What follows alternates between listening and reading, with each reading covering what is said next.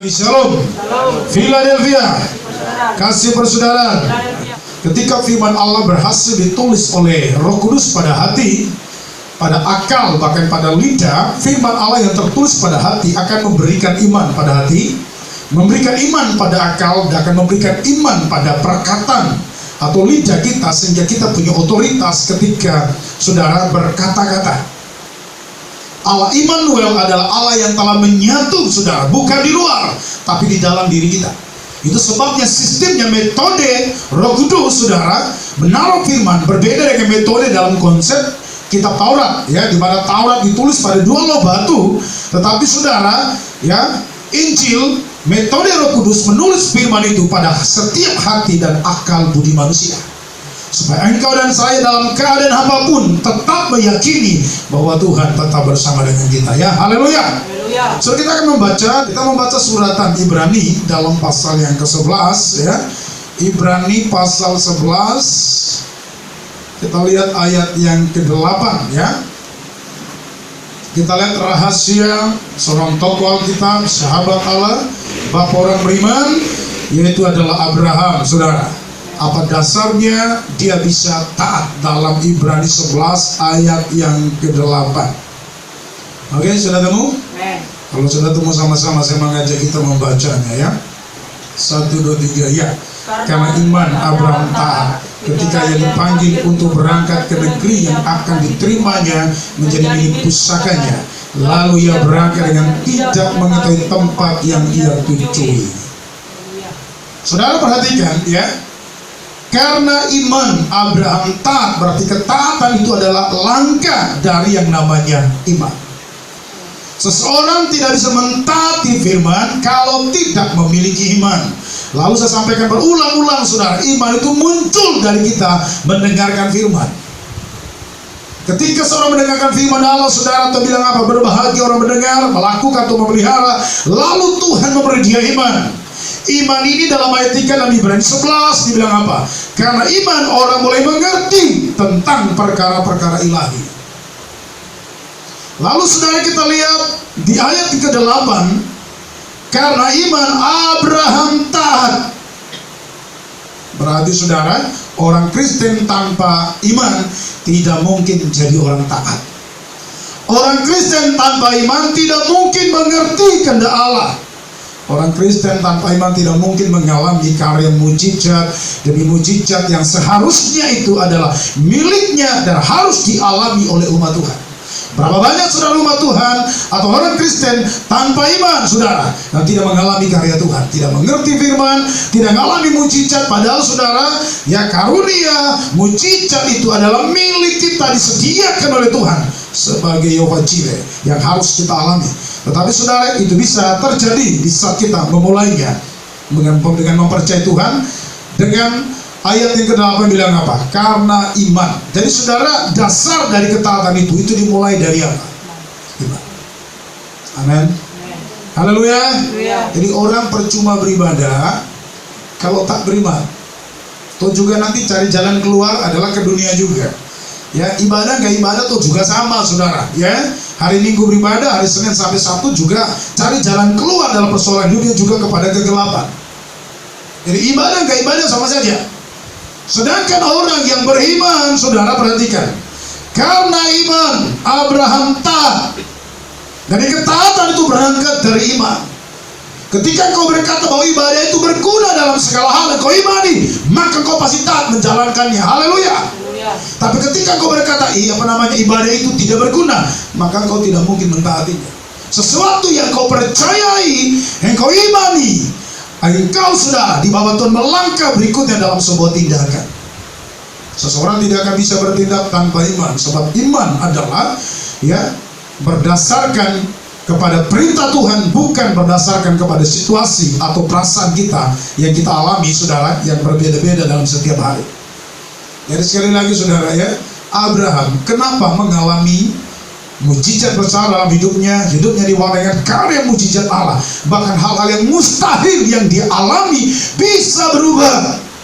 Itu sebabnya saudara, ketika kita punya iman yang taat, nasib kita pun bisa berubah. Bisa katakan amin? Perhatikan saudara, Alkitab mencatat bahwa istri Abraham itu, saudara, dibilang apa? Mandul kan? Lalu naik lagi levelnya, tidak hanya mandul tapi sudah mati haid dan sudah masuk masa menopause. Dan wanita kalau sudah masuk masa menopause, saudara, tidak mungkin dokter manapun, saudara, tidak mungkin lagi bisa membuat dia bisa punya anak. Lalu apakah Abraham berpasrah dengan keadaan itu, berkata, memang udah gini jalan hidupku, udah seperti gini nasibku. Ya ingat saudara, kenyataan, fakta boleh berbicara demikian. Tapi jika kau orang beriman, yang mustahil bisa jadi mungkin. Haleluya. Saudara, kita orang Kristen diajarkan bukan sudah berpasrah dengan keadaan, tidak. Tapi kita belajar dan diajar untuk berpasrah dengan Tuhan. Saudara, ya, nasib keadaan bisa dirubah. Kalau keadaan fakta seperti kini perjalanan hidup kita, tapi yang baik, masih ada iman yang bisa mengubah fakta, bisa mengubah saudara keadaan yang sementara kita alami. Haleluya. Kenapa orang dunia, saudara, ya, tidak mengalami hal yang mustahil? Karena dia hanya berjalan dengan akal, dia tidak punya iman. Fakta berkata istri Abraham mandul. Fakta berkata bahwa istri Abraham sudah masuk dalam masa menopause, tidak mungkin lagi melahirkan. Itu fakta. Apakah Abraham dengan Sarah berkata, memang udah gini nasib kami, udah takdir kami, lalu ya udah jalani. Saudara yang baik, orang beriman tidak seperti itu. Orang beriman selalu melakukan yang namanya terobosan. Ya, dia punya Tuhan yang dahsyat, dia percaya. Itu sebab dia bertindak, maka nasibnya itu berubah. Ketika engkau beriman, saudara, fakta bisa berubah. Bahkan saudara, tentang realita bisa berubah. Keadaan nasib kita bisa berubah. Haleluya. Ada satu yang tidak boleh engkau tidak miliki, yang namanya iman. Ada ketika harta habis, kesehatan merosot, semua yang kita punya merosot, tanpa iman bisa anjlok habis, saudara. Lihat tokoh-tokoh Alkitab. Keadaan boleh berubah, keadaan boleh anjlok, tetapi sesuatu yang mereka punya yang bersifat kekal adalah iman. Itu yang sanggup, saudara, mengubah dan mengangkat hidup mereka, sehingga fakta bisa berubah, nasib bisa berubah. Jadi sudah bicara iman tidak hanya bicara kekekalan, tapi iman bisa mengubah nasib seseorang. Bisa katakan amin, saudara? Haleluya. Seperti apa iman Anda? Iman hanya sekedar hati percaya dan mulut mengaku. Kalau di level itu, saudara, kita belum bisa mengalami seperti yang dialami Abraham. Iman harus disertai dengan ketaatan, dan ketaatan itu bicara tindakan. Abraham berada di Haran pada zaman itu. Keluarga Abraham sudah hidup dalam penyembah berhala dalam catatan kitab Kejadian. Mereka menyembah berhala karena mereka adalah orang dari Aram, Mesopotamia, dan itu sekarang negara Mesopotamia, itu sekarang Irak. Jadi sudah Abraham itu adalah orang Irak, makanya mukanya orang Timur Tengah mirip-mirip. Ya, karena dia dari Irak hijrah ke Israel, lalu Israel muncul dari Abraham, sehingga wajah-wajah orang itu sudah mirip-mirip. Ya, jadi saudara perhatikan. Ketika Tuhan berbicara kepada Abraham untuk tinggalkan keluarganya, tinggalkan rumah bapaknya, tinggalkan kepercayaannya, lalu dia pergi. Saudara, akal ini selalu bimbang, selalu menganalisa sesuatu dari sesuatu yang kita lihat, kita analisa. Maka saya katakan, saudara, firman itu sampai tertulis di akal. Sehingga ketika saudara situasi berkata lain, fakta bicara lain, engkau masih tetap mempercayai firman Tuhan. Haleluya. Tapi ketika firman Allah tidak tertulis pada akal, kita seringkali sudah terpengaruh dengan keadaan, lebih mempercayai fakta dari mempercayai yang namanya Alkitab. Dan ketika kita lebih mempercayai fakta, saudara, maka engkau bisa berkata, memang ini nasib, ini takdir, nasib saya tidak berubah. Saudara, orang beriman tidak akan berpikir demikian. Yang kedua, orang iman tidak akan berkata-kata dengan demikian. Bisa percaya? Bisa katakan amin? Haleluya. Memang gini, Pak, kata dokter gini, kata tetanggaku gini. Saudara, ya, nasib itu bisa berubah. Fakta berkata lain kok. Dan kita lihat tadi Abraham, saudara, karena iman Abraham taat. Ketika ia dipanggil, kalau bicara dipanggil itu bicara dia mendengar, mendengarkan firman Allah. Seperti apa, saudara, hati Anda dengan telinga dan pikiran kita meresap firman Tuhan? Lalu kata gini, karena iman Abraham taat ketika ia dipanggil oleh Tuhan untuk berangkat ke negeri yang akan diterimanya. Dan negeri itu namanya Kanaan, yang sekarang kita bilang adalah Israel, tanah perjanjian. Saudara, orang-orang yang beriman dikatakan dipanggil untuk berangkat ke negeri yang akan diterimanya. Negeri yang akan diterima, saya anggap ini adalah masa depan dia. Karena saudara negeri itu dianggap saudara atau dinilai, dikatakan berulang-ulang dalam kitab 5 hukum Musa sampai kepada saudara ya, atau 5 kitab Taurat sampai kepada kitab Yosua, negeri itu adalah negeri yang limpah susu madu. Artinya gini, kalau mereka masuk ke sana, nasibnya, ekonominya, keadaan itu pasti berubah luar biasa. Tapi siapa yang bisa mengantar dia ke tempat yang sama sekali belum pernah dia datangi? Ingat loh, masa depan adalah sesuatu yang belum pernah Anda dan saya datangi. Betul tidak? Haleluya. Masa lalu adalah sesuatu yang sudah kita lewati, suka dukanya yang kau sudah rasakan. Tapi masa depan adalah sesuatu yang saya masih katakan saudara bagaikan dalam sebuah hayalan dan belum kita bisa masuki dan datangi. Tapi Abraham sudah bilang apa? Karena iman ketika dia dipanggil, ya, untuk berangkat ke negeri yang akan diterimanya. Kanan adalah masa depan Abraham, masa depan istri, anak dan keturunannya. Caranya apa saudara? Ketika dia dengar firman Allah, dia ikuti. Jadi masa depan Anda ya akan ketahuan ketika kau belajar nuruti kehendak Tuhan. Jadi lajurnya jangan pindah-pindah. Lajurnya adalah iman dan ketaatan. Apapun fakta berkata, apapun keadaan berkata, saudara, ketika kau tetap dalam lajur iman dan ketaatan, fakta itu pasti berubah. Haleluya. Lihat Abraham, Ishak dan Yakob, Daud, Yusuf dan semua tokoh Alkitab, fakta itu bisa dirubah karena mereka punya iman. Lalu langkah berikutnya, mereka adalah orang-orang yang bertindak karena iman itu. Jadi sudah nggak ada ceritanya orang beriman itu pasrah dengan keadaan. Nggak boleh pasrah dengan keadaan. Kita mungkin dalam krisis keuangan, ya jangan berkata memoleji nasib gua. Enggak saudara, nasib Anda tidak kayak gitu kok, pasti berubah. Haleluya. Aku sakit, lalu gara-gara sakit kita tidak bisa bekerja. Lalu mungkin kita berkata, mungkin ini jalan juga. Tidak saudara, fakta itu bicara demikian. Tapi ada sesuatu yang harus engkau punya dan tidak boleh hilang, ada namanya iman. Karena iman akan mengubah fakta itu saudara ya, mengubah nasib kita menjadi orang yang lebih baik. Jadi bagaimana cara untuk mengubah nasib orang? Dia harus punya iman. Haleluya. Coba katakan, aku harus punya iman. Senanglah sedikit, aku harus punya iman. Biar nasibku berubah. Jangan pasrah dengan nasib saudara. Nasib kita pasti berubah. Amin. Saudara, terlalu banyak orang dalam masa pandemi ini sudah saya katakan stres. Kenapa? Usahanya tidak jalan. Lalu kita berkata gini, apakah itu nasib mereka? Ketika orang yang menjalani hidup dengan fakta seperti demikian, lalu tidak punya iman, itu bisa menghancurkan hidup mereka, tidak hanya ekonominya, sampai kepada jiwanya bisa stres. Saudara, fakta bisa bicara lain, saudara. Tetap ada sesuatu yang tidak pernah, tidak boleh engkau dan saya tidak miliki, yang namanya iman. Ya, amin. Karena iman bisa mengubah fakta, iman bisa mengubah keadaan, bahkan iman bisa membuka tingkah berkat untuk orang-orang yang bersandar hidupnya sama Tuhan. Kanaan itu adalah masa depan Abraham. Tuhan kasih tahu, aku akan memberikan Kanaan kepadamu. Itu bicara masa depan yang luar biasa. Kalau seandainya Haran itu lebih baik, Haran itu lebih diberkati, saya percaya Abraham tidak mungkin memilih Kanaan. Perhatikan orang beriman, matanya nggak tertuju kepada yang jasmani, mata tertuju kepada sesuatu yang akan disediakan. Kalau Haran itu lebih baik, kalau Haran itu lebih hebat, Abraham lebih memilih Haran daripada memilih Kanaan. Jadi tidak akan berangkat. Allah selalu menyediakan sesuatu yang lebih, yang tidak dipunyai oleh dunia. Haleluya. Tinggal kita punya iman. Iman itu membuat mata rohani kita terbuka. Kalau usaha kita terus saja kita lihat hari ini di masa pandemi, sudah lama-lama semakin kau lihat masalah, semakin lama semakin stres, semakin lama semakin kuat. Tuhan tidak pernah mengajar kita dalam Alkitab melihat masalah yang disuruh atau diperintah Tuhan dan melihat pribadinya melalui firman-Nya. Haleluya. So, kita lihat dalam kitab Kejadian. Kita buat perbandingan. Hebatan mana? Haran atau Kanaan? Ya, karena kita menganggap lebih hebatan dunia Pak dari Tuhan. Akhirnya apa? Mata kita terus ke dunia dan tidak mempercayai Tuhan. Lalu keadaan Anda akan berjalan seperti dunia berbicara kepada kita. Dalam kitab Kejadian pasal yang ke-12 ya,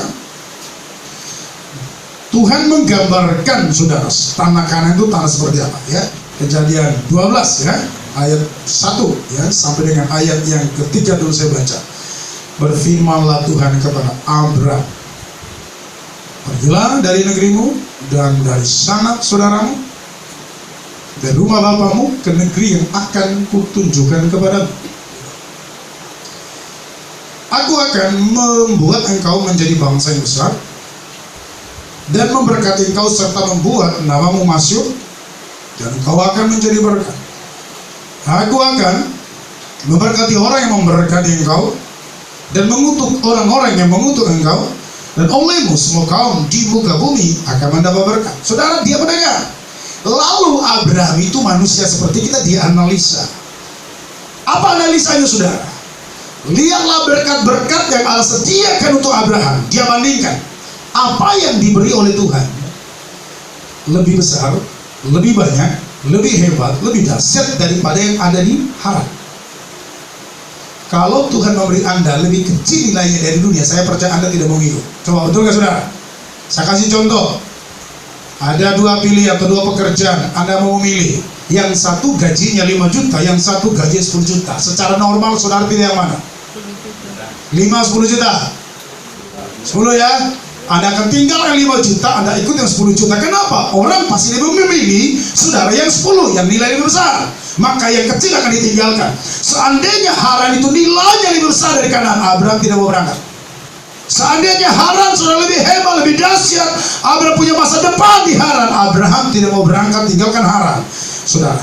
Tetapi karena dia melihat Kanaan yang disediakan Allah lebih hebat, lebih dahsyat, lebih yang luar biasa dari Haran, maka dia tinggalkan Haran.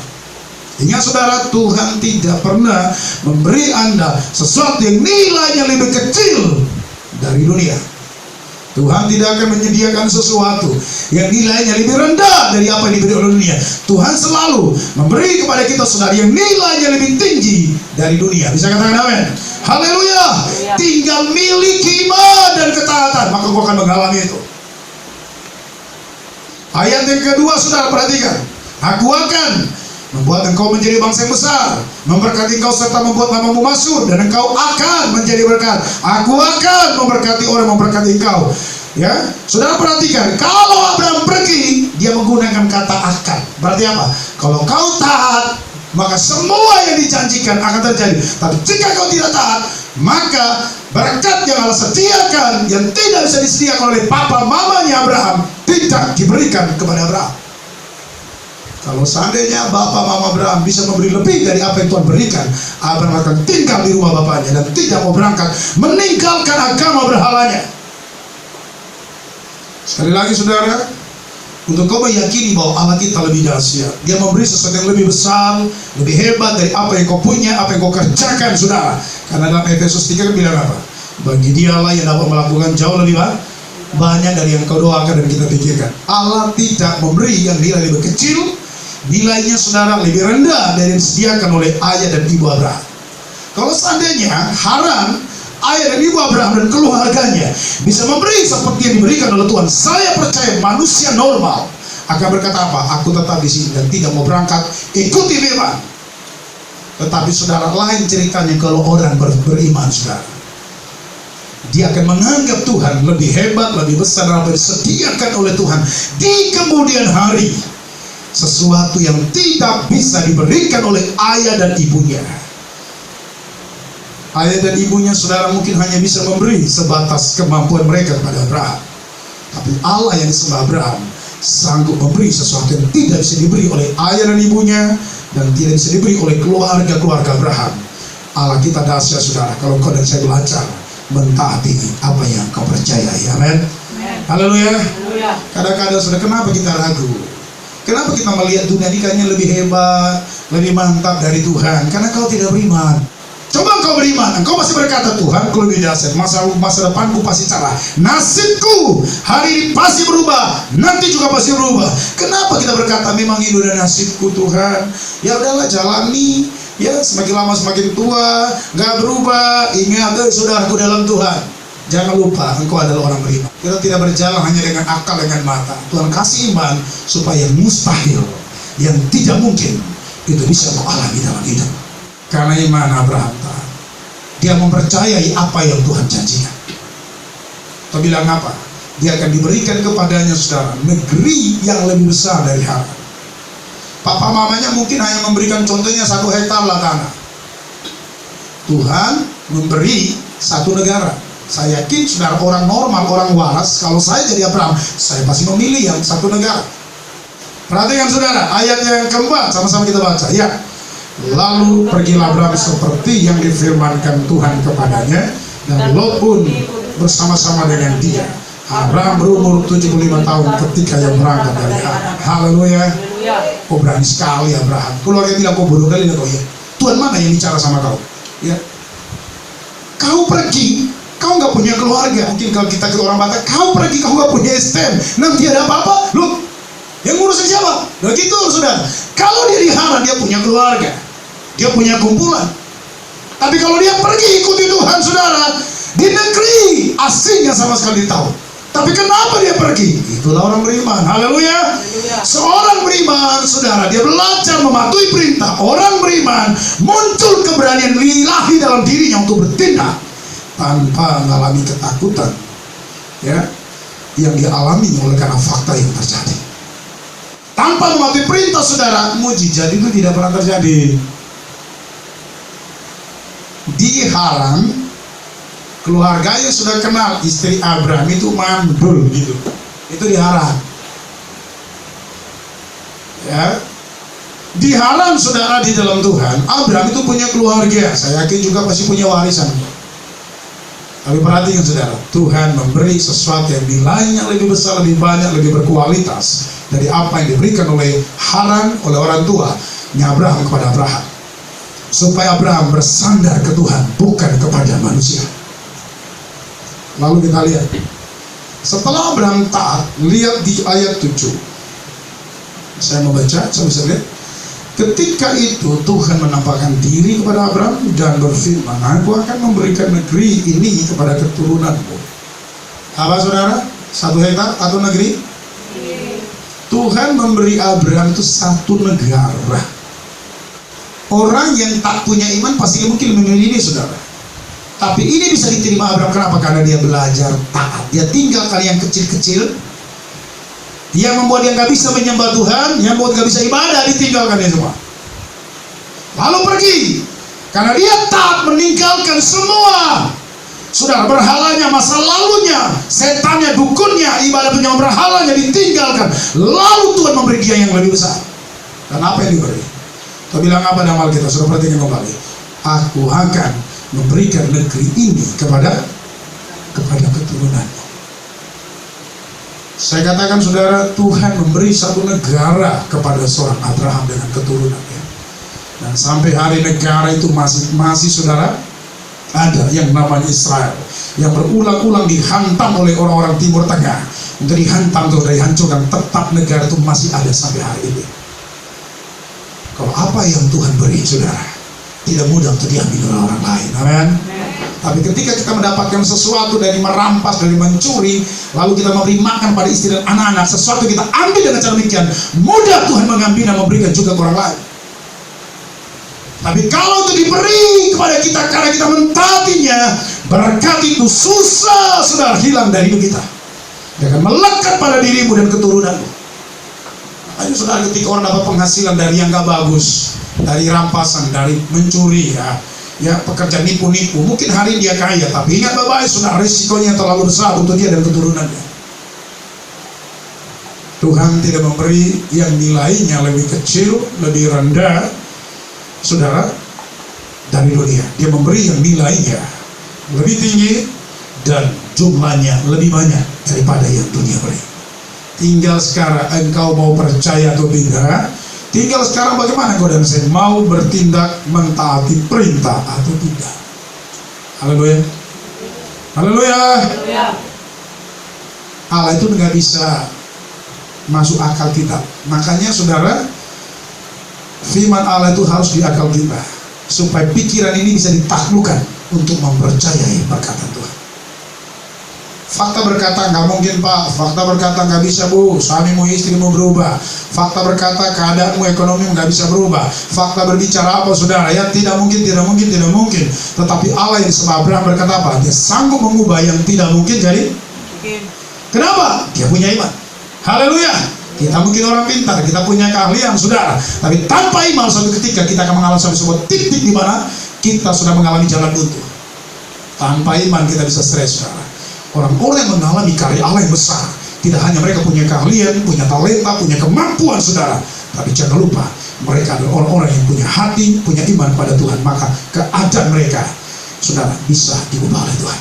Sekali lagi, nasib Anda dan saya hari ini, masa depan kita bisa diubah oleh Tuhan. Percaya? Haleluya. Makanya saudara, mari semakin giatlah, semakin sungguh-sungguh lagi Tuhan. Saudara perhatikan kembali dalam ayat yang ke-7. Ketika itu Tuhan menampakkan diri pada Abraham dalam firman, Abraham, aku akan memberikan negeri ini kepada keturunanmu. Maka didirikanlah di situ mezbah bagi Tuhan. Inilah pertama kalinya Abraham beribadah.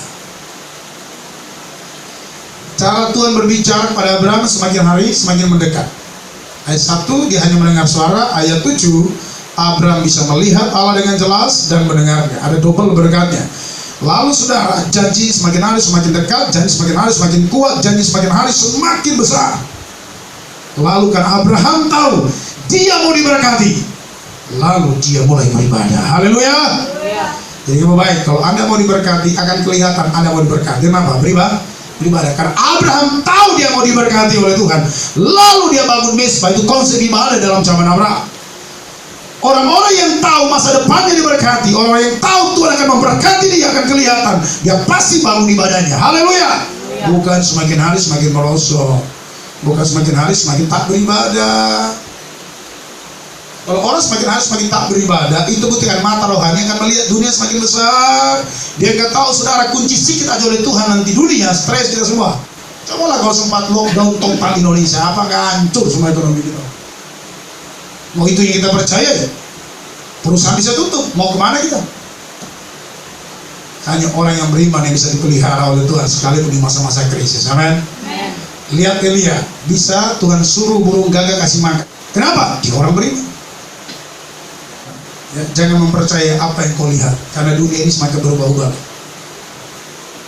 Hari ini berkata gini, besok berkata lain. Ini Alkitab, firman Allah gak pernah berubah. Dari zaman Abraham sampai zaman kita, Allah itu masih sama yang disembah oleh Abraham dan juga disembah oleh kita. Saya dulu ngajarin jemaat, kalau hari ini Minggu engkau ibadah, tiba-tiba sakit dan sakitnya gak terlalu fatal gitu. Saya ngajari persoalan iman. Perintah berkata beribadah, tapi kenyataan kan berbeda. Saya sakit, kenyataannya dia sakit. Lalu perintah berkata beribadah. Nah, ini tergantung iman ini. Anda adalah manusia, situasi manusia, karena itu manusia beriman. Di saat engkau sakit, dan sakit itu tidak fatal, mungkin hanya sakit pusing, ya agak pening, sakit perut, dan sakit itu tidak akan fatal membuat engkau sampai di rumah sakit. Dan itu terjadi pas hari ibadah dan hari Minggu. Engkau adalah orang beriman atau tidak? Jika kau kerjakan itu, maka saya katakan apa? Gak usah tunggu di pintu gereja, bahkan di tengah jalan engkau berkata, jadi Tuhan, aku pergi sekali bersakit, karena aku tahu engkau pasti sembuhkan. Bisa di tengah jalan kau sembuh, bisa ketika engkau menginjakan kaki di pintu gereja kau sembuh, bahkan ketika kau duduk pun menyembah Tuhan kau bisa sembuh, atau di saat mendengar khotbah pun kau bisa sembuh. Kita kebanyakan dengar khotbah, tetapi tindakannya kurang. Makanya Anda, ya saudara, kadang tidak berubah. Sebelum terjawab, tidak akan ada ceritanya dia berhenti berseru berdoa. Maka Abraham bisa nunggu 25 tahun nunggunya, dan hari-harinya tidak akan berhenti berseru dan berdoa ke Tuhan. Pertanyaan, kenapa dia tidak putus asa? Itulah ciri khas orang beriman. Tidak pasrah dengan kenyataan, tidak pasrah dengan fakta, tapi dia pasrah dan percaya Tuhan. Jalur Tuhan mengangkat Abraham bukan jalur keahlian, bukan jalur kemampuan akademik dia saudara, tetapi jalur dia diberkati adalah jalur rohani, iman dan ibadahnya. Jangan anggap remeh lo ibadah ya, amin. Haleluya. Maka saya sering-sering menyampaikan lo, kalau dengar ibadah atau dengar khotbah serius lo. Jangan main handphone, nanti jangan sampai pulang kau celaka atau apapun, jangan. Karena ibadah itu, ya kita lagi ngalami perjumpaan dengan Tuhan. Kalau saya di kampung mertua saya saudara, saya khotbah di sebuah gereja, saya diundang mereka. Ketika saya khotbah gini lah, saya masuk pertengahan setengah jam, tiba-tiba hujan turun. Lalu mereka rame-rame mau keluar untuk selamatkan jemuran masing-masing. Karena gereja nggak jauh dari rumahnya. Ada yang jemur padi, jemur coklat, jemur kain, jemur kasur mungkin. Mereka mau pergi, cobalah kalau sempat mereka pergi semua, hujan tambah deras, saya percaya jemaat nggak kembali ke gereja. Padahal masih setengah khotbah. Harus ada seorang nabi, ada seorang pendeta, seorang ada hamba Tuhan tegas melarang mereka jangan berangkat. Supaya bertumbuh dan kuasa Tuhan dinyatakan. Kalau kita pendeta yang tidak bisa menghadirkan Allah, kita bilang silakan pergi. Akhirnya nggak pulang lagi mereka ke gereja. Artinya gini saudara, kalau engkau dengar firman itu jadi hidup, jadi iman. Engkau menjadi orang yang berani melangkah ke masa depan. Amin. Engkau tidak hidup dengan ketakutan, kekhawatiran, sekalipun uang yang kau pegang merosot. Tapi kau berkata di hati, diakan di mulut, Tuhan pasti menyediakan. Amin. Tidak ngeluh, tidak sungguh-sungguh. Gimana ini Tuhan? Memang suamiku memang kurang kerjaan, langsung istri salahkan suami, suami juga salahkan istri, dua-dua salahkan Tuhan. Lalu apa? Jadi orang-orang yang tidak beriman, saudara. Orang beriman, dia mampu melangkah sekalipun dia tidak tahu apa yang terjadi di depan. Perhatikan apa kata Alkitab itu. Karena iman, Abraham taat. Jadi panggil untuk berangkat ke negeri yang akan diterimanya menjadi milik pusakanya. Lalu ia berangkat dengan tidak tahu tempat yang akan dia tuju. Orang-orang yang punya iman, saudara, adalah orang-orang yang luar biasa dahsyat mengalami Tuhan. Hal-hal yang tidak mungkin itu bisa terjadi. Ya, maka saya sering kali kalau saya khotbah, jangan mempercayai atau jangan lebih mempercayai apa yang kau lihat. Kenapa saya mau demikian? Itulah kehidupan. Itulah yang kau perhatikan. Saya lebih mempercayai perintah Tuhan, janji Allah daripada kenyataan hidup. Jadi orang beriman, saudara, akan tetap kuat, tidak khawatir, tidak takut di dalam sebuah keadaan. Sebenarnya keadaan itu menakutkan. Mau jadi orang beriman? Nggak cukup jadi Kristen, saudara, nggak punya kualitas itu. Tuhan memberikan sesuatu yang tidak bisa diberi dunia, bahkan yang tidak bisa saya kerjakan. Di saat kami mentok dalam keadaan keuangan, ada iman yang kami pasang untuk menghadirkan mujizat Allah di tengah-tengah masa krisis.